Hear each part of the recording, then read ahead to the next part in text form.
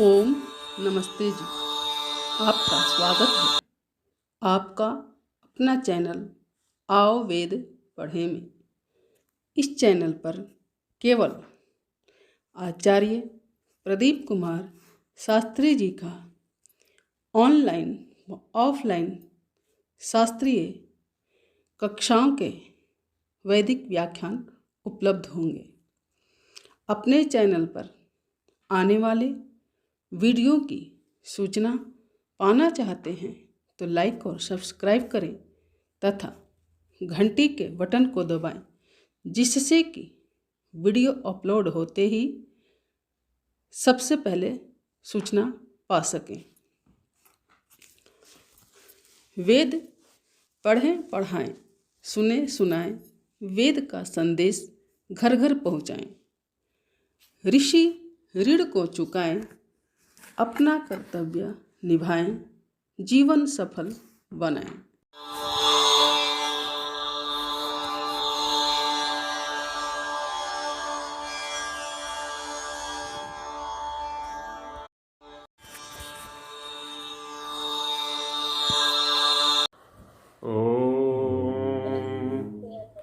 सहना भवतु सहनौ भुनक्तु सह वीर्यं करवावहै तेजस्विनावधीतमस्तु मा विद्विषावहै। ओम शांति शांति शांति। इसका नेट चलाया था जी। नमस्ते जी सभी को। तो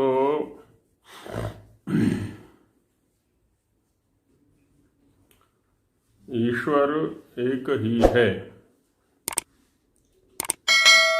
द्वितीय तृतीय आदि का स्पष्ट निषेध वेद के आधार पर किया गया। उसी का हिंदी भाग आज पहले देखेंगे, उसके बाद चर्चाएं जो शेष हैं उनको करेंगे। संस्कृत भाग पर विचार हो गया था। भाषार्थ में कहते हैं कि ये चल नहीं रहा है। न द्वितीयो, इन सब मंत्रों से यह निश्चय होता है कि परमेश्वर एक ही है ना। बलपूर्वक कह दिया एकदम कि एक ही है। अब देखिए, इस वेदाज्ञा को न मानने से कितनी बड़ी समस्याएं यहाँ खड़ी हो गई है। जब हमने अनेक ईश्वरों को बना दिया,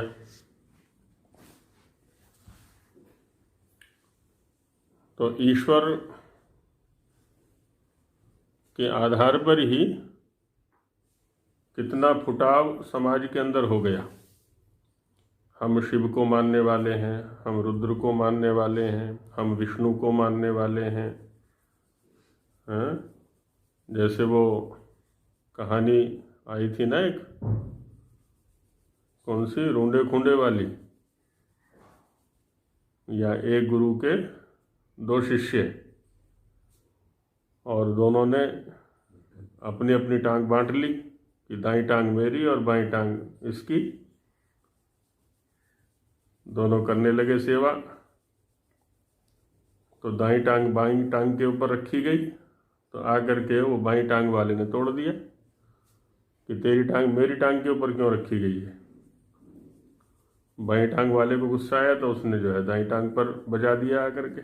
ये नहीं देख रहे हैं कि गुरु एक ही है, हमारे एक ही गुरु की ये दो टांगे हैं। तो कितने झगड़े पैदा हो गए ईश्वर की या वेद की आज्ञा के विरुद्ध आचरण करने से। परमेश्वर एक ही है, उससे भिन्न कोई न दूसरा, न तीसरा, न कोई चौथा परमेश्वर है ही नहीं। एक ही है, वो अद्वितीय है, वो असहाय है, वो अकेला है, कोई दूसरा तीसरा चौथा आदि नहीं है। और अभी एक वो नया वाद है ना, सामंजस्यवाद। अच्छा जी, आवाज तो नहीं आ रही जी। सामंजस्यवाद में तो परमेश्वर एक ही है, न पांचवा न छठा और न कोई सातवां ईश्वर है, न आठवां न नववां और न कोई 10वां ईश्वर है, किंतु वह सदा एक अद्वितीय है। हाँ? स्पष्ट शब्दों में सारी संख्याओं का निषेध कर दिया कि जो हम अनेक परमेश्वरों को मान रहे हैं तो वो नहीं है, वह एक ही है। ये जो आर्यभट्ट जी ने जीरो का आविष्कार किया था कहते हैं, तो वेद में जीरो नहीं है जी, जैसे इसमें 10 लिख दिया। हाँ, तो वही तो पूछने वाली बात है ना कि 10 कैसे बना फिर। 10 कैसे बना? हाँ 10 है या 100 है हाँ। या 1000 है, तो वो व्यवहार कैसे हैं। हाँ सहस्रशीर्षा पुरुषः जीवेम शरदः शतम् न दशमः इत्यादि है। तो आविष्कार का मतलब क्या होता है उसको हम समझें। कोई भी वैज्ञानिक आविष्कार है, आविष्कार अब जैसे कहा कि शूद्रों को वेद पढ़ने का अधिकार नहीं है, एक मान्यता रही काफी समय तक। तो स्वामी जी ने आविष्कार किया, वेद से आविष्कार किया। पहले से था उसमें। हाँ, वो कहा हुआ है हाँ कहा हुआ कि भाई यथेमां वाचम कल्याणीम आबदानी जनेभ्य, कि ये मंत्र स्पष्ट रूप से कह रहा है कि शूद्रों को भी पढ़ने का अधिकार है। तो ये स्वामी जी का आविष्कार हो गया। अब इसका मतलब ये नहीं कि कोई अपूर्व कथन है कि पहले सिद्धांत नहीं था, अभी तो बीच में आकर के क्या है ना, वो ओझल हो गया, अब उसको फिर से दिखा दिया, तो ये आविष्कार हो गया। या वो जीरो का जो शक्ल है वो वेद में मिलती है जी, जीरो की जो आकृति है। वेद में, वेद से तात्पर्य क्या है, पहले तो हम ये देखें।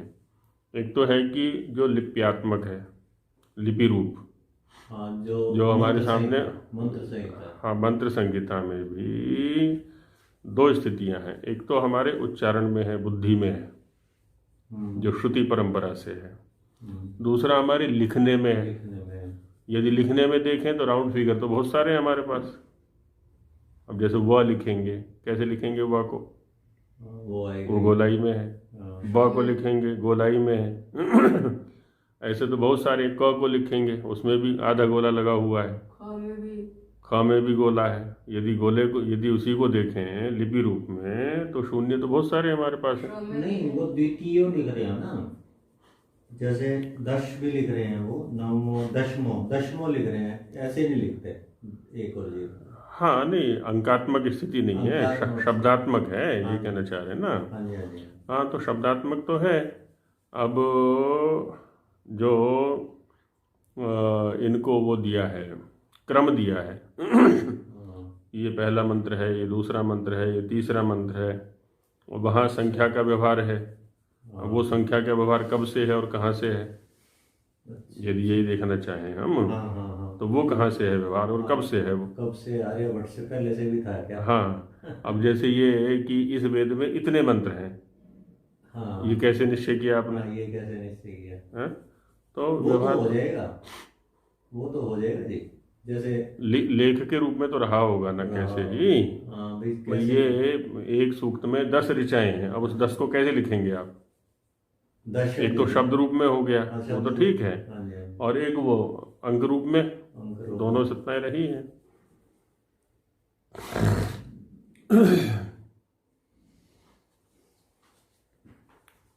बस किसी भी आविष्कार से तात्पर्य इतना ही होता है कि जो चीज़ छिपी हुई है उसको जनसामान्य में प्रचारित कर देना। ये देखो, ये भी सिद्धांत है ना, ऐसा रहता है।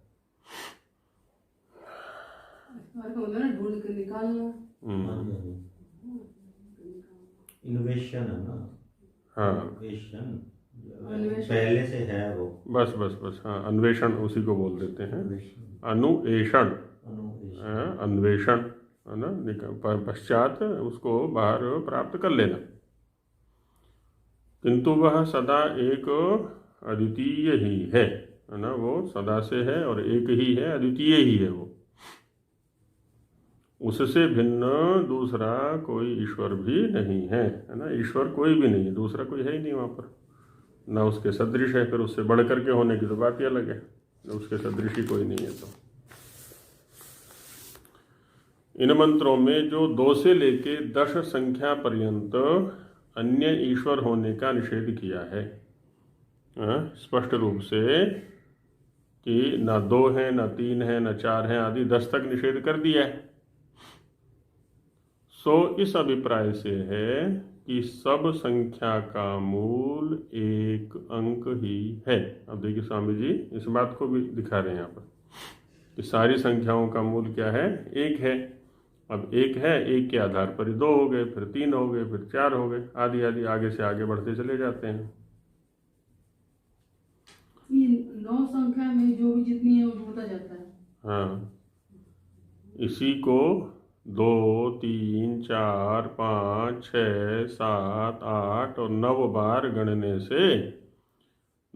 से माने गिनती करने से, गणना करने से 2, 3, 4, 5, 6, 7, 8 और 9 अंक बनते हैं, है ना, वो अंकन में आ जाता है फिर वो।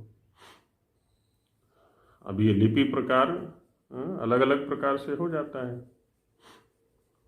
और 1 पर 0 देने से 10 का अंक होता है, तो ये 10 का अंक ऐसे आ जाता है। उनसे एक ईश्वर का निश्चय करा के वेदों में दूसरे ईश्वर के होने का सर्वथा निषेध ही लिखा है। तो इन संख्याओं का प्रयोग किया गया है यहाँ पर। तो एक तो संख्याओं का भी बोध हो रहा है, और दूसरा क्या है कि एक ही है वो, एक से अधिक नहीं है, ये निश्चित रूप से कह दिया गया है। अर्थात उसके एक पने में भी भेद नहीं, और वह शून्य भी नहीं। कुछ लोग शून्य मानते हैं ना, जैसे कि शून्य ही है, शून्य से ही ये सब कुछ बाहर आया है और शून्य में ही अंत में जा कर के ये लय हो जाता है। तो कहते हैं शून्य भी नहीं है, अभाव भी नहीं है ना, वो है और एक ही है, शून्य भी नहीं है। और उसमें जब एक कह रहे हैं तो उसमें भेद नहीं है ना, स्वगत जो भेद है उसका भी निषेध है। किंतु जो सच्चिदानंदादि लक्षण युक्त एक रस परमात्मा है, एक रस, एक प्रवाह वाला, एक जैसा, सदा एक रहने वाला, एक जैसा ही रहने वाला, अपरिवर्तनशील, है ना। संसार में सर्वत्र परिवर्तन हो रहा है, संसार सारा परिवर्तनशील है, लेकिन उसमें किसी भी प्रकार का कोई परिवर्तन नहीं है, ज्ञान आदि के स्तर पर या अन्य किसी भी स्तर पर। तो वो एक रस है सर्वथा, वही सदा से सब जगत में परिपूर्ण होके पृथ्वी आदि सब लोकों को रच के, है ना, सब जगत में सदा से परिपूर्ण है, और पृथ्वी आदि रचना भी वही करता है, लोकों की रचना, और अपने सामर्थ्य से धारण कर रहा है ना, इन सबको, संपूर्ण जगत को, पृथ्वी आदि लोकों को वह अपने सामर्थ्य से धारण कर रहा है। किसी अन्य की आवश्यकता नहीं है इसको, न रचने में आवश्यकता है, न धारण करने में आवश्यकता है। तथा वह अपने काम में किसी का सहाय नहीं लेता, क्योंकि वह सर्वशक्तिमान है ना, सर्वशक्तिमान होने के कारण से अन्य किसी के सहाय की उसको आवश्यकता ही नहीं है। और सहायता ले भी किससे, किसी में सामर्थ्य हो सहायता करने का तब तो उसका सहायता लेगा, सब तो अल्प सामर्थ्य है उसके सामने। उसी परमात्मा के सामर्थ्य में वसु आदि सब देव अर्थात पृथ्वी आदि लोग ठहर रहे हैं। सारे के सारे वसु हैं, जितने भी देव, 33 देव गिनाए थे, तो वो सभी और पृथ्वी आदि लोग भी सब उसी के सामर्थ्य में ठहरे हुए हैं। और प्रलय में भी उसके सामर्थ्य में लय होके उसी में कारण रूप से बने रहते हैं। क्योंकि बात ये ना यहाँ पर कि परमात्मा का स्वरूप जैसा अन्यत्र बताया ना, अणोरणीयान महतो महीयान, है ना, तदेजति तन्नयजति तद्दूरे तद्वंति के आदि करके।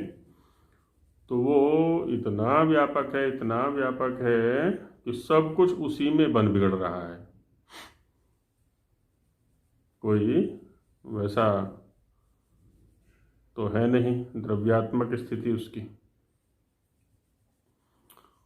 तो वही कह रहे स्वामी जी की, और प्रलय में भी उसके सामर्थ्य में लय होके, है ना, उसी के सामर्थ्य में लय होता है और उसी में कारण रूप से बने रहते हैं। ये सारा का सारा जगत, सारे के सारे लोक लोकांतर ये कारण रूप में विद्यमान रहते हैं। ये शोधन प्रक्रिया है एक तरह से देखा जाए तो, और शोधन प्रक्रिया आवश्यक होती है ना। प्रलय में जाना माने वर्कशॉप में चले जाना। तो वर्कशॉप में जा करके उनका शोधन हो जाता है, शुचीकरण शुद्धिकरण हो जाता है, फिर से वो कार्य रूप में आ जाता है। और ये प्रक्रिया बराबर चलती रहती है।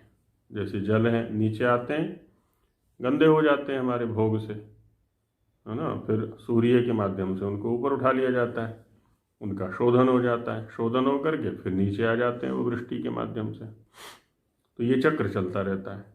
ठीक यही सृष्टि और प्रलय का चक्र चलता रहता है। तो प्रलय माने शोधन प्रक्रिया एक तरह से। इस प्रकार के मंत्र वेदों में बहुत है ना। कुछ मंत्र यहाँ उठा करके रख दिए हैं, बाकी और भी बहुत सारे मंत्र हैं। यहाँ उन सब के लिखने की कुछ आवश्यकता नहीं कि सारे के सारे मंत्र यहाँ लिखे जाएं। वो सारा का सारा वेद ही यहाँ उठ करके आ जाएगा फिर। क्योंकि वेद भाष्य करते समय जहाँ जहाँ वे मंत्र आवेंगे, सृष्टि विद्या परक हैं, ब्रह्म विद्या विषयक हैं, है ना, तो वहाँ वहाँ उनका अर्थ कर दिया जाएगा। तो उनका वैसा वैसा ब्रह्म विद्या विषयक अर्थ किया ही जाएगा। इसलिए यहाँ तो केवल कुछ उदाहरण के रूप में रख दिए गए हैं, बाकी विशेष वहीं आएंगे सारे के सारे। तो इस प्रकार से ये जो ब्रह्म विद्या विषय विचार नामक अध्याय है वो हमारा पूर्ण हो जाता है। हाँ जी, अब चर्चा कर सकते हैं जिनको कुछ चर्चा करनी है। उस दिन भी कुछ कह रहे थे, तो जो भी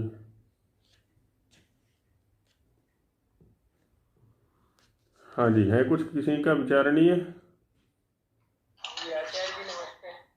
जी नमस्ते जी। आचार्य जी, जो परमात्मा का सजातीय विजातीय और स्वगत भेद रहित है जी जी, तो सजातीय भेद रहित है, कोई उसके अन्य समान नहीं है, स्वगत भी उसके अंदर नहीं है, लेकिन विजातीय भेद तो वो अन्य जीवों से भिन्न है ही, तो विजातीय भेद रहित कैसे? तो आपका परिचय, आप आज नए दिख रहे हैं। हाँ जी, आपका परिचय। जी मेरा नाम, हाँ जी, मैं शिवकार मेरा नाम है। शिव का? कानपुर से हूँ। अच्छा, कानपुर से। मैं कानपुर से हूँ जी, और अधिवक्ता हूँ मैं यहाँ पर। अच्छा। तो यहाँ शिव जी का जो प्रश्न है कि पीछे अभी चर्चा आई थी कि ईश्वर, है ना, सजातीय विजातीय और स्वगत भेद शून्य है। इसमें जो सजातीय भेद है वो स्पष्ट हो गया, जो स्वगत भेद है वो भी स्पष्ट हो गया, है ना। सजातीय माने उसके जैसा और कोई नहीं है। जैसे हम हैं, देवदत्त यजदत्त से भिन्न है, यजदत्त देवदत्त से भिन्न है ना। ऐसे ये सजातीय भेद हो गया। और हमारा विजातीय भेद होता है ना। मनुष्य पशु से भिन्न है, पशु मनुष्य से भिन्न है, आदि आदि करके। स्वगत भेद भी हो गया, जिसका नाम जीव रखा है ना, जीव माने ये शरीरधारी, तो इसके अंदर भी भेद है, अणु परमाणु आदि के रूप में, इंद्रियों के रूप में, अंगों के रूप में, आदि आदि। तो ये स्वगत भेद हो गया। तो इसमें ईश्वर में इन चीज़ों को कैसे घटाया जाए? तो जैसे सजातीय भेद स्पष्ट है, स्वगत भेद शून्य ये भी स्पष्ट है ना। तो विजातीय, विजातीय में हमारे यहाँ ये समस्या आ रही है समझने में थोड़ी सी, कि जैसे प्रकृति है उससे भिन्न है, जीव है उससे भिन्न है ना। तो भिन्न है, तो इस तरह से जो विजातीय भेद ये हो गया। सजातीय भेद नहीं है वो तो ठीक है, लेकिन विजातीय भेद तो संभव है। विजातीय माने भिन्न जाति वाले पदार्थों से भेद होना, है ना, ये विजातीय भेद हो गया। अब इसको हम यहाँ इस रूप में समझ सकते हैं कि प्रकृति की सत्ता एक अलग प्रकार की है, जीव की सत्ता एक अलग प्रकार की है, और परमात्मा की सत्ता सर्वथा एक अलग प्रकार की है। जैसे भी एक रस शब्द का प्रयोग किया ना यहाँ पर स्वामी जी महाराज ने, कि वो एक रस है। अब जीव और प्रकृति सर्वथा एक रस नहीं होते, इनमें परिवर्तन होता रहता है। जीव है या आत्मा है वो शरीर धारण करता रहता है अपने कर्मों के अनुसार। सृष्टि या प्रकृति है, इसमें भी परिवर्तन होते रहते हैं। अब यहाँ इसको जो विजातीय के स्तर पर समझें हम, तो जिसको हम विजातीय के रूप में प्रस्तुत कर रहे हैं, विजातीय के रूप में प्रस्तुत किसको कर रहे हैं? जीव को, है ना, जीव और प्रकृति को, कि ये ईश्वर से विजातीय है, माने भिन्न है। भिन्न है इसलिए इनसे वो भिन्न है। अब देखा जाए तो पारमार्थिक स्थिति से, जैसा अभी स्वामी जी ने कहा ना कि वही सदा से सब जगत में परिपूर्ण होके, तो इन सब में वो व्याप्त है। अब एक स्थिति ऐसी बन रही है परमात्मा के विषय में, है ना, जो एकदम विलक्षण है, कि वो इनसे भिन्न होते हुए भी भिन्न नहीं है ना। जैसे गुण और गुणी, अब गुण और गुणी को हम भिन्न माने कि अभिन्न माने? जैसे, है ना, इसको इस रूप में देख सकते हैं, सफ़ेद कपड़ा। अब सफ़ेद कपड़े में कपड़े और सफ़ेद को हम अलग अलग माने कि एक माने? हाँ जी शिव जी। जी आचार्य जी। सफ़ेद कपड़ा ये व्यवहार कर रहे हैं हम, शब्द तो दो हैं यहाँ पर, सफ़ेद और कपड़ा। अब सफ़ेद और कपड़े को हम एक माने कि दो माने? एक समय पर एक है, क्योंकि सफ़ेद कपड़ा जी एक ही है, वैसे भिन्न है। हाँ, तो कैसे भिन्न है? वो भिन्न वाली स्थिति बताइए थोड़ा। जब कपड़े को सफेद रंग में रंग दिया गया तब वो सफेद कपड़ा एक ही है। अच्छा चलिए, कपड़ा अलग रहा, सफेद अलग रंग था। अच्छा चलिए हम कपास को लेते हैं। कपास को तो रंगा नहीं ना आपने? कपास को सफ़ेद रंग से रंगा नहीं, वो जन्म से ही सफ़ेद है। अब उसको कैसे कहेंगे हम सफ़ेद कपास? यहाँ पर कैसे भेद दिखलाएंगे? वहाँ तो कपड़े को दिखा दिया आपने, सफ़ेद कपास में कैसे कहेंगे? यहाँ भी भेद शुरू से ही विद्यमान है गुण अलग, लेकिन उसमें शुरू से विद्यमान है। नहीं, भेद कैसे दिखलाएंगे? भेद तो जब शुरू से ही विद्यमान है तो कहीं ना कहीं आप अभेद रूप में स्वीकार कर रहे हैं उसको, जी, है ना। तो यही स्थिति हमारे साथ में, माने अच्छा अब मैं इसमें भेद बताता हूँ कैसे है सफ़ेद कपास में, क्योंकि गुण और गुणी भाव संबंध है। सफ़ेद क्या है? गुण है, और कपास क्या है? गुणी है। तो गुण और गुणी, गुणी माने द्रव्य, और ये क्या कहते हैं, सफ़ेद माने गुण। तो गुण और गुणी रूप संबंध है इसमें। सफ़ेद और कपास शब्दों में या अर्थों में गुण और गुणी रूप में भेद है। हाँ, इसको दार्शनिक भाषा में कहा जाता है समवाय संबंध या नित्य संबंध या अविनाभाव संबंध। तो नित्य संबंध या समवाय संबंध या अविनाभाव संबंध वो होता है जिसको हम एक से दूसरे को अलग करके ना देख सकते हैं ना दिखा सकते हैं। बस केवल यहाँ तर्क काम करता है कि एक गुण है एक गुणी है, तो गुण अलग होना चाहिए गुणी अलग होना चाहिए, है ना। तर्क के स्तर पर तो ठीक है लेकिन हम उसको दिखा नहीं सकते कभी भी अलग करके, है ना। आम से मीठे को अलग करके नहीं दिखा सकते, या गुड़ से मीठे को अलग करके नहीं दिखा सकते कि देखो ये तो गुड़ है और ये इसका मीठा है, क्योंकि गुड़ और मीठे का जो संबंध है वो नित्य संबंध है ना। इसको अविनाभाव संबंध बोल देते हैं। तो ठीक इसी प्रकार से जैसे हम बौद्धिक स्तर पर तो कह पा रहे हैं कि देखो एक ईश्वर है, एक जीव है, एक प्रकृति है ना, बौद्धिक स्तर पर स्वीकार कर रहे हैं। लेकिन वास्तव में क्या है, क्योंकि ईश्वर यहाँ व्याप्त है सर्वत्र, हम ईश्वर को इनसे अलग करके और इनको ईश्वर से अलग करके नहीं दिखा सकते। किसी भी काल में किसी भी क्षण में वो अलग नहीं कर सकते। तो जो संबंध वहाँ कपास और सफ़ेदी का है, मीठा और आम का है, मीठा और गुड़ का है ना, अग्नि और ऊष्मा का है, आदि आदि, तो वही संबंध यहाँ पर ईश्वर का इस सब के साथ में है जिसको हम विजातीय रूप में कहना चाह रहे हैं। तो वस्तुतः ईश्वर से ये अलग नहीं है, ये ईश्वर से अलग नहीं है, क्योंकि यहाँ व्याप्य व्यापक भाव संबंध है ईश्वर का, इन सभी तत्वों के साथ में व्याप्य व्यापक भाव संबंध है। तो इसलिए विजातीय भेद शून्य भी वो हो जाता है। बाकी आपका कोई और तर्क इसमें काम कर रहा हो तो उसको आप रख सकते हैं, मुझे ऐसा समझ में आया है। जी, अभी तो कोई तर्क काम नहीं कर रहा है। हाँ, तो मुझे ऐसा समझ में आया है।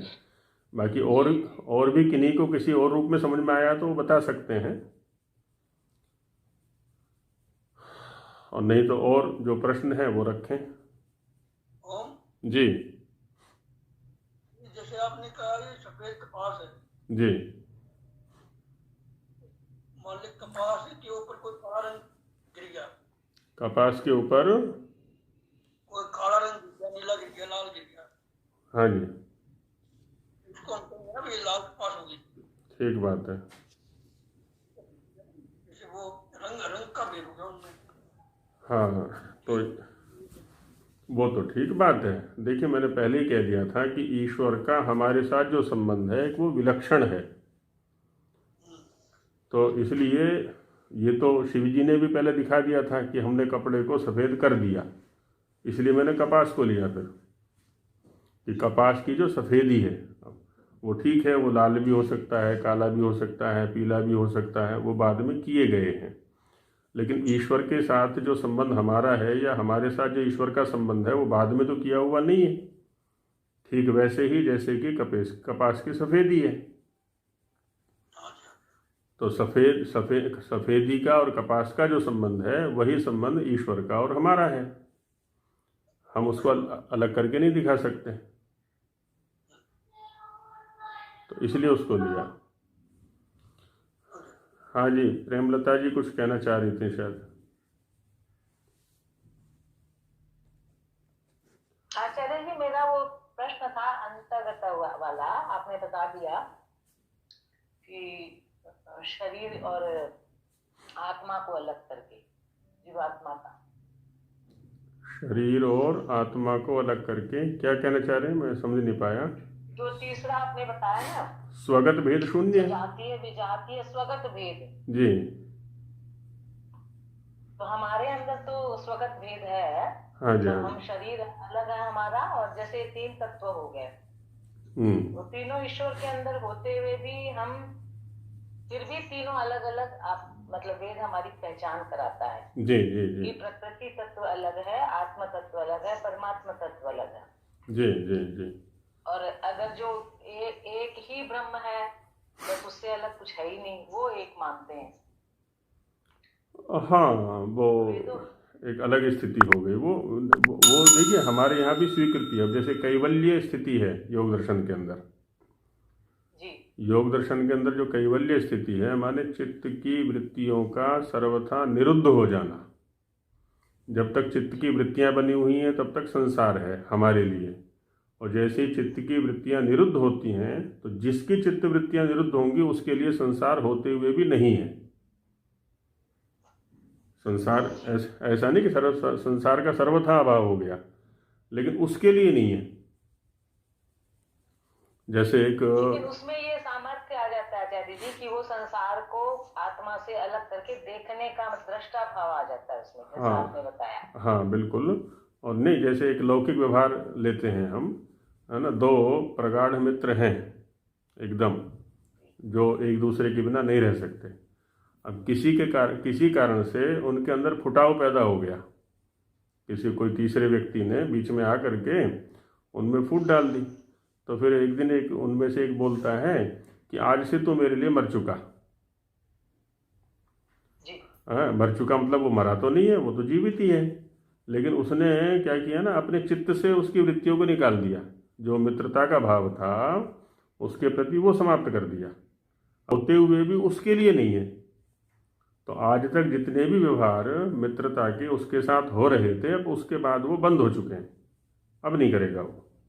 बस यही स्थिति होती है यहाँ पर। इसका मतलब ये नहीं कि सर्वथा अभाव हो गया है, वो होते हुए भी नहीं है, इसके लिए नहीं है बस, क्योंकि उसका प्रयोजन समाप्त हो गया। तो ऐसी स्थिति रहती है। हाँ जी, और किन्हीं का कुछ है? तो इन्हीं भावों को समझ के हम अनासक्त शब्द को समझ सकते हैं। आचार्य जी, स्वागत से अर्थ यह भी लिया जा सकता है कि स्वयं सत्तात्मक पदार्थ है, तो स्वागत हुआ। नहीं, पूरा शब्द रखिए, स्वगत भेद शून्य, पूरा शब्द ये है, स्वगत भेद शून्य, माने अपने अंदर विद्यमान जो भेद हैं उनसे वह शून्य है, माने अपने अंदर कोई भेद नहीं है, वो अभेद है, वो अभिन्न है। तो ये स्वयं सत्तात्मक अर्थ से नहीं संयोग किया जा सकता। यहाँ भेद को समझाना चाह रहे हैं, बोलिए भेद को, भेद और अभेद को समझाना चाह रहे हैं। सत्ता के प्रति निषेध नहीं है, सत्ता तो है ही, लेकिन उसकी जो सत्ता है, जिस भी रूप में सत्ता है, उसकी सत्ता में स्वगत कोई भेद नहीं है। जैसे एक जीव की सत्ता है, अब जीव की सत्ता, जीव किसको कहते हैं हम?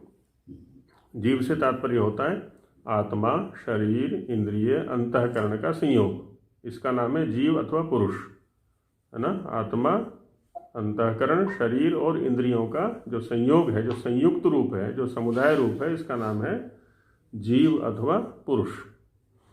अब इसमें ये भेद हो गए। क्या क्या भेद हो गए? पुरुष के अंदर भेद हो गए जी, आत्मा भी है, एक आत्मा हो गया, एक शरीर हो गया, एक इंद्रियां हो गई, अंतःकरण हो गया, तो ये आंतरिक भेद हो गया। इस सारे समुदाय का नाम है जीव अथवा पुरुष। लेकिन ईश्वर के स्तर पर ऐसा कोई भेद नहीं है, आंतरिक भेद कुछ भी नहीं है वहाँ, तो वो एक ही है बस।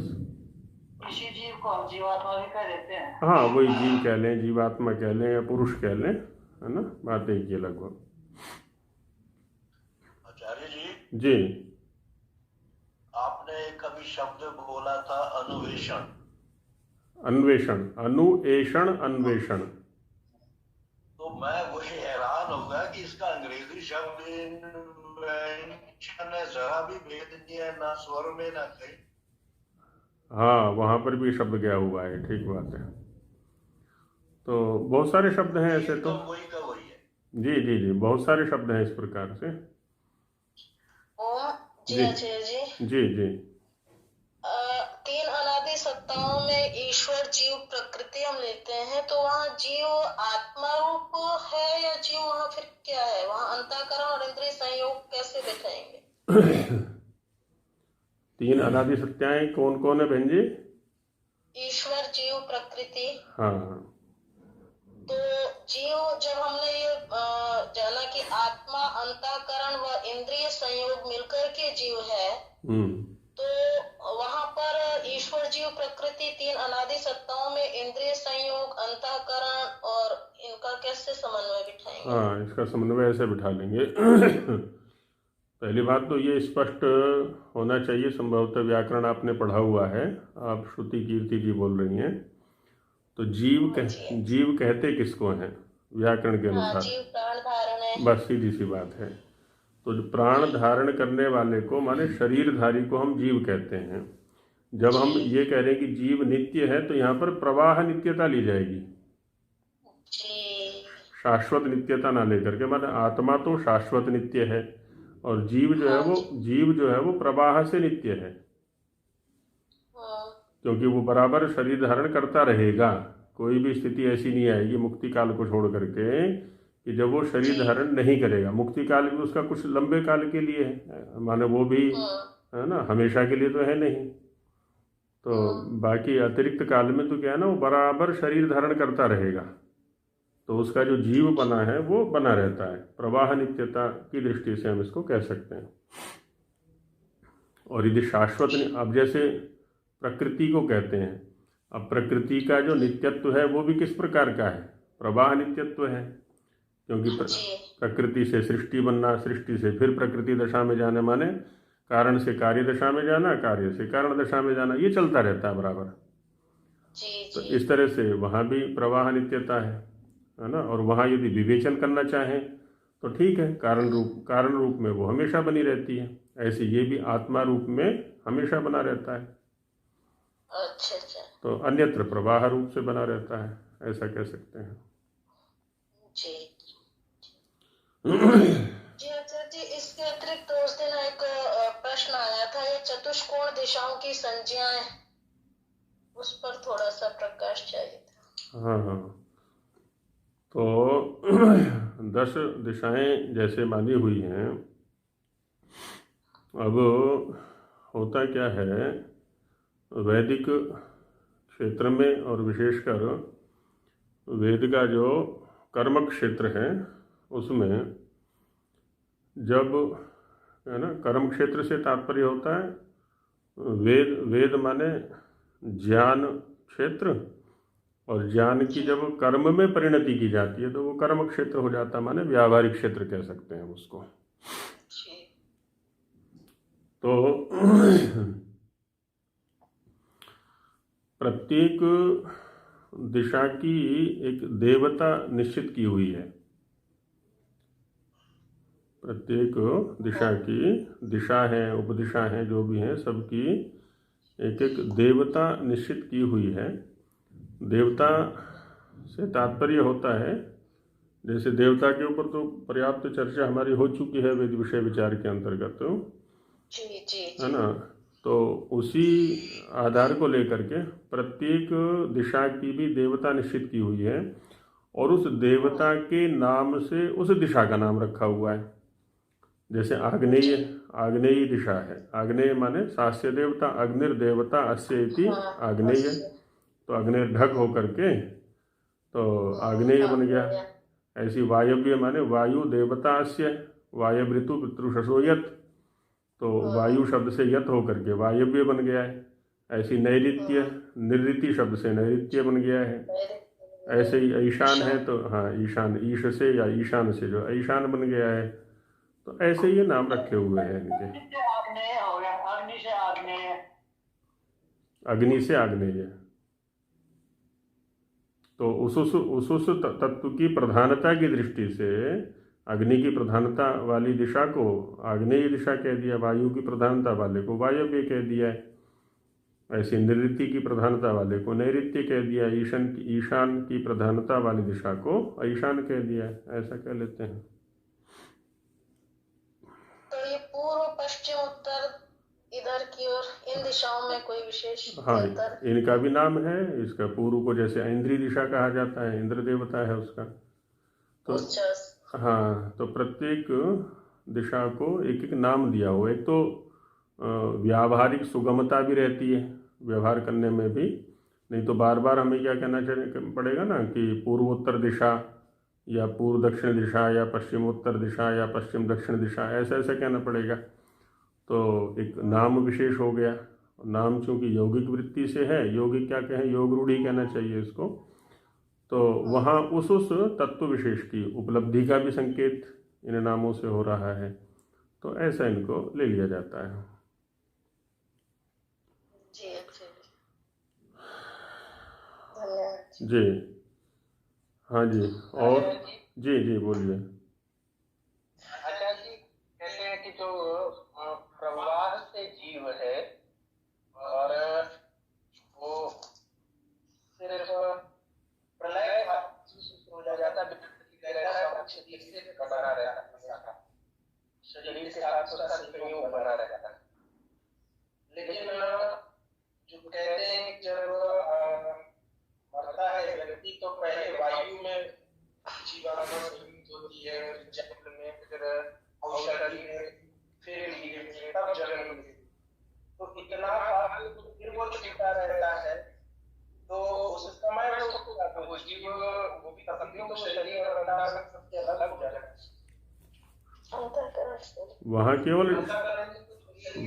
वहाँ केवल स्थूल शरीर छूटा है उसका, बाकी तो सब कुछ साथ में है। प्राण भी है और प्राण के माध्यम से ही तो गति है उसकी। पीछे चर्चा आई थी इस बात की। एक प्राण उसको लेकर के जाता है और सूक्ष्म शरीर, हाँ सूक्ष्म शरीर उसके साथ में है।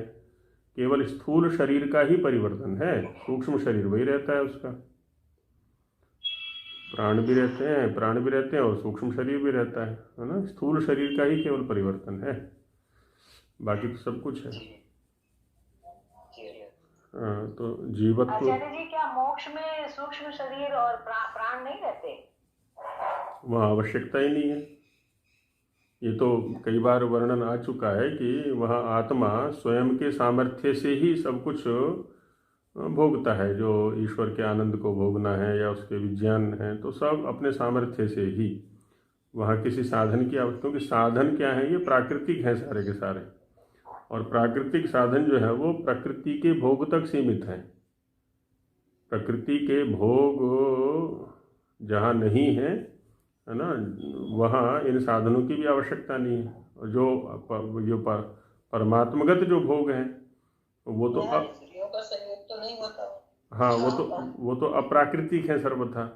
तो अप्राकृतिक भोग को प्रकृति के साधनों से कैसे भोग सकते हैं हम? आचार्य जी हाँ जी आचार्य जी मोक्ष में जैसे आत्मा का गुण इच्छा, प्रयत्न और ज्ञान, तीन तो है ही।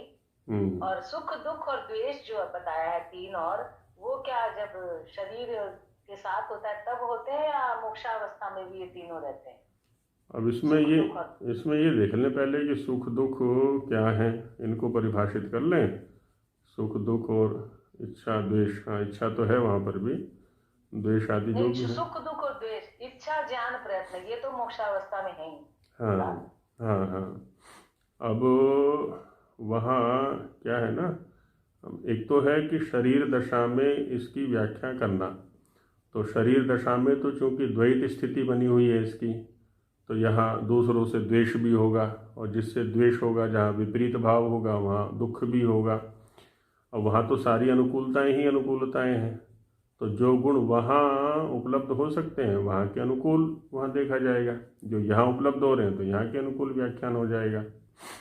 कुछ क्या होता है ना, औपाधिक व्यवहार भी हुआ करते हैं उपाधि के कारण से। जैसे हम यहाँ औपाधिक भेद करते हैं ना, जैसे देवदत्त के सदृश दिखने वाले यज्ञदत्त को भी हम देवदत्त कह दिया करते हैं।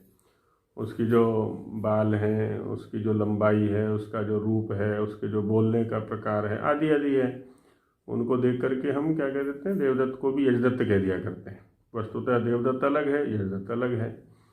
तो ठीक वैसे ही प्रकृति के साथ संयोग होने के कारण से कुछ चीज़ें जो इसमें दिखाई पड़ती हैं शरीर के अंदर, तो औपाधिक रूप में उपाधि के व्यवहार से हम उनका भी व्यवहार इसमें कर दिया करते हैं, आत्मा के अंदर कर दिया करते हैं। वहाँ जब ईश्वर के सानिध्य में रहेगा तो वहाँ दूसरी जो स्थितियाँ हैं वो नहीं रहेंगी, जैसे द्वेष वाली स्थिति है या दुख वाली स्थिति है ना, ये तो यहाँ रहेंगी खाली जीव के स्तर पर जब तक है वो। वहाँ तो सारी अनुकूलताएं हैं। जी अच्छा जी, आपकी आवाज़ थोड़ी। जी क्या ये प्राण, जी बोलिए। आचार्य जी जब ये प्राण और आत्मा अंतःकरण के साथ जाती है तो क्या इसके साथ में जो सूक्ष्म शरीर रहता है उसमें क्या इंद्रियां भी रहती हैं सूक्ष्म रूप में? क्योंकि बिल्कुल। इंद्रियों का संयोग शरीर और अंतःकरण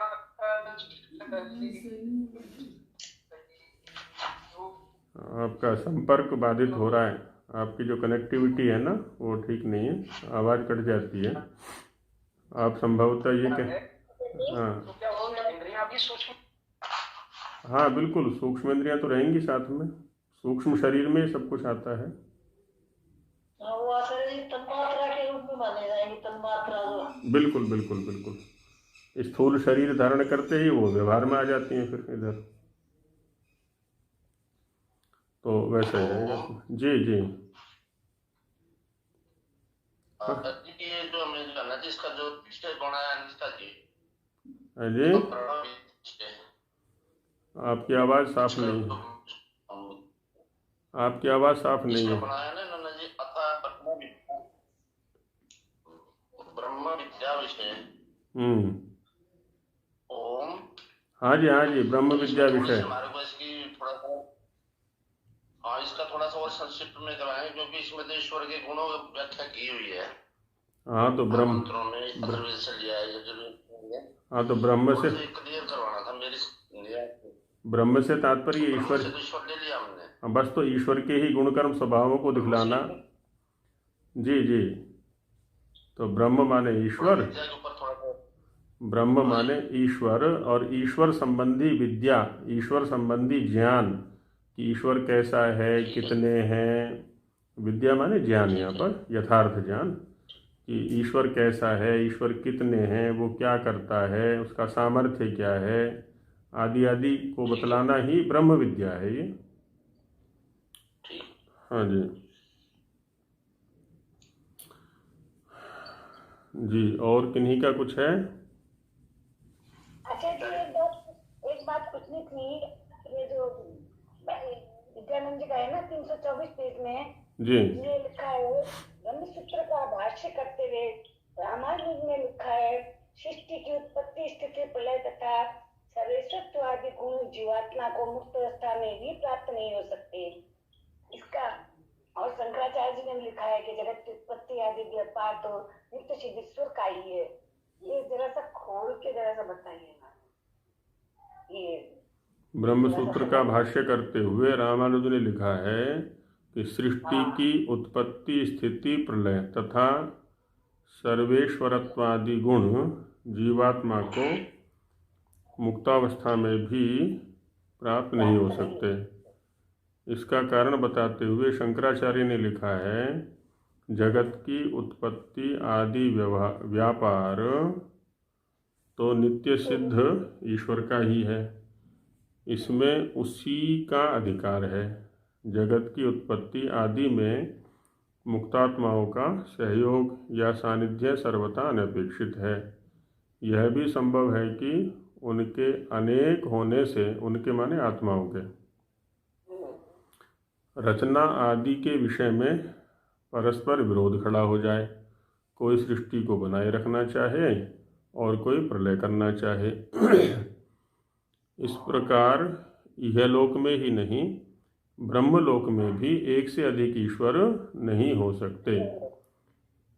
हाँ, तो यहाँ पर यही कह रहे हैं कि सृष्टि की उत्पत्ति, स्थिति, प्रलय, ये तीन कार्य हो गए, तथा सर्वेश्वरत्वादि, है ना, सर्वेश्वर होना, ये गुण जीवात्मा को मुक्तावस्था में भी प्राप्त नहीं हो सकते। माने जब जीवात्मा मुक्तावस्था में होता है तब भी वह सृष्टि को उत्पत्ति करने का सामर्थ्य है, सृष्टि की स्थिति माने धारण करने का सामर्थ्य है, या सृष्टि का प्रलय करने का सामर्थ्य है, या सर्वेश्वर हो जाना, ये सामर्थ्य उसको नहीं प्राप्त होते। माने मुक्ति दशा में भी, जो कि अधिक सामर्थ्य वाला है। शरीर दशा की अपेक्षा मुक्तावस्था में जब आत्मा रहता है तब उसका सामर्थ्य अधिक होता है, पर कितना भी अधिक हो जाए फिर भी वो ईश्वर के कार्यों को करने का सामर्थ्य प्राप्त नहीं करता।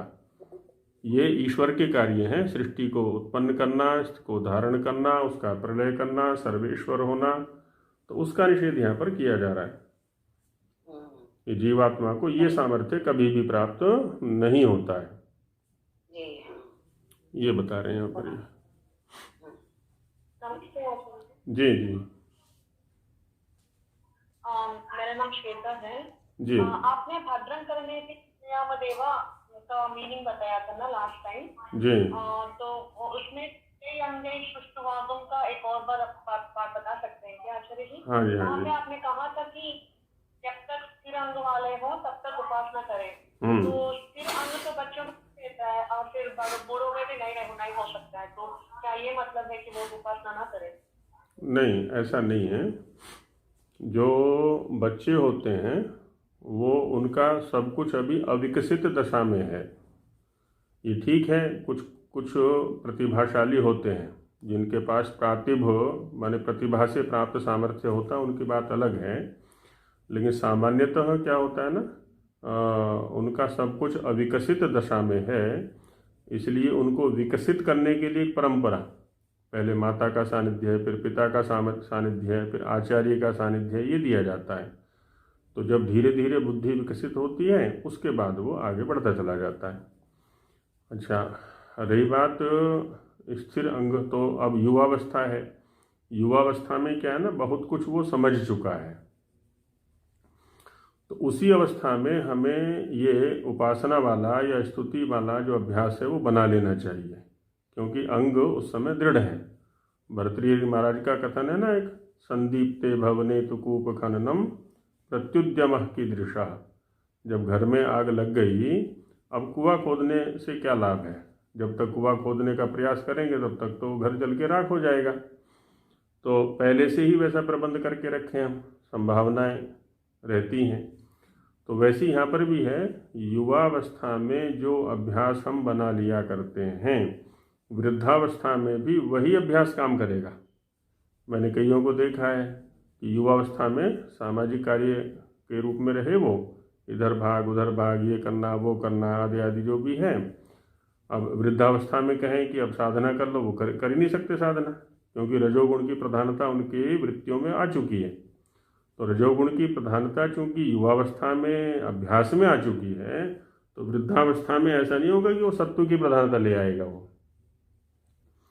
तो युवावस्था रहते रहते ही, है ना, ऐसा अभ्यास माता पिता आचार्य को चाहिए कि ऐसा परिवेश दें कि जो युवा है, कोई भी युवा है चाहे युवती है, शरीर से तात्पर्य है, तो वो उधर चले जाए, उसका वैसा अभ्यास बन जाए। तो वृद्धावस्था में कोई समस्या नहीं आएगी, वो सहज रूप से वो करता रहेगा, खाट में बैठा हुआ है या जैसा भी है। और युवावस्था में अंगों के स्थिर रहते हुए यदि अभ्यास नहीं किया तो फिर जो अभ्यास करेगा वो उसके अनुसार वृद्धावस्था चलेगी उसकी। तो इस रूप में ले सकते हैं इसको,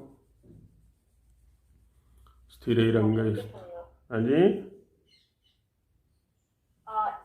थैंक यू आचार्य जी, धन्यवाद। हाँ जी, हाँ जी, तो इस रूप में ले सकते हैं। आचार्य पे एक और प्रश्न है मेरा जी। अभी आपने कहा मुक्तावस्था है, तो मुक्तावस्था में उनका कुछ अपना आत्मा की अपनी सामर्थ्य रहती है। तो अभी भगवान कृष्ण या भगवान राम है, तो वो भी अभी मुक्तावस्था में होंगे शायद मोस्टली। तो अभी तो जहाँ पे मूर्ति पूजा होता है ना मंदिरों में, टेम्पल्स में, वहाँ पे तो जो प्रार्थना करते हैं तो क्या वो सुनते हैं? क्योंकि वो मुक्ति में है तो उनको सामर्थ्य होगा कि सुनने की शक्ति होगी। तो क्या ये मतलब है कि वो जो मूर्ति पूजा करते हैं वो तो ठीक है, कोई प्रॉब्लम नहीं है?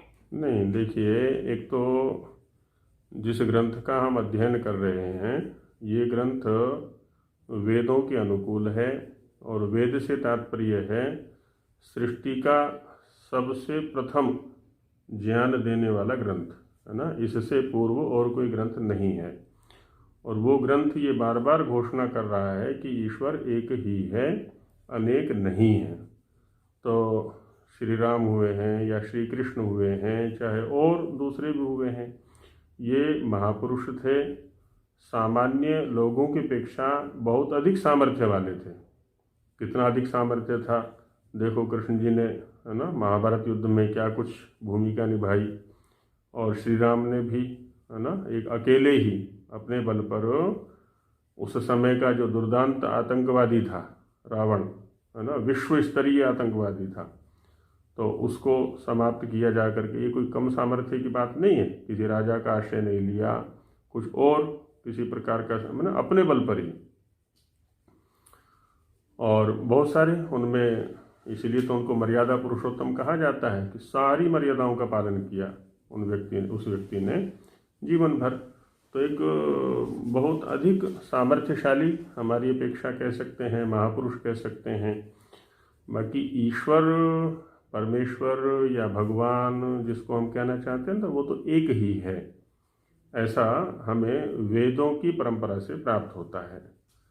अब रही बात उनके प्रति पूज्य भाव रखने की, उनको उनकी पूजा करने की, तो उसको इस रूप में तो ले सकते हैं कि जैसे कर्म उन्होंने किए थे वैसे कर्म हम भी करें, है ना। जो गुण उनके अंदर थे उन गुणों को हम भी धारण करें, जो गलतियां उनसे हुई थी वो गलतियां हम ना करें, आदि आदि। तो इतने रूप में लें, तो उनके चरित्र के अनुसार हम अपने आचरण को बनाएं, तो संभव है हम भी वो कर पाएँ जो उन्होंने किया था। उससे कुछ कम भी हो सकता है ना, उनके सदृश भी हो सकता है। बाकी जो उपासना वाली जो बात है, उपासना वाला जो पक्ष है, वो तो एकमात्र ईश्वर के साथ है, इनके साथ ना हो करके। ये जितनी भी दिव्यात्माएं हैं, वो उनका चरित्र प्रेरणाप्रद हो सकता है हमारे लिए, है ना। उनके चरित्र का अध्ययन करें, उनके जीवन का अध्ययन करें और वैसा आचरण। जी, श्री कृष्ण जी भी किया करते थे, श्री रामचंद्र जी भी किया करते संध्या और उपासना। हाँ, वो भी किया करते थे। उनके जो पिता लोग थे वो भी किया करते थे। एक लंबा वंश है उनके साथ में, है ना, जबकि इन सभी ने शरीर धारण किया था।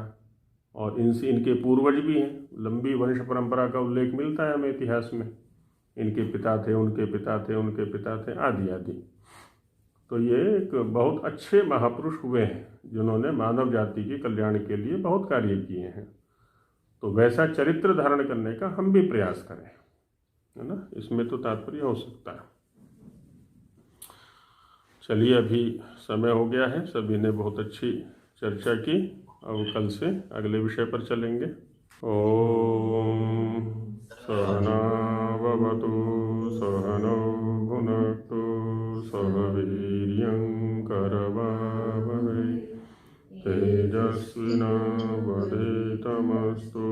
मा विद्विषावहै। ओम शांति शांति शांति। सभी को नमस्ते जी।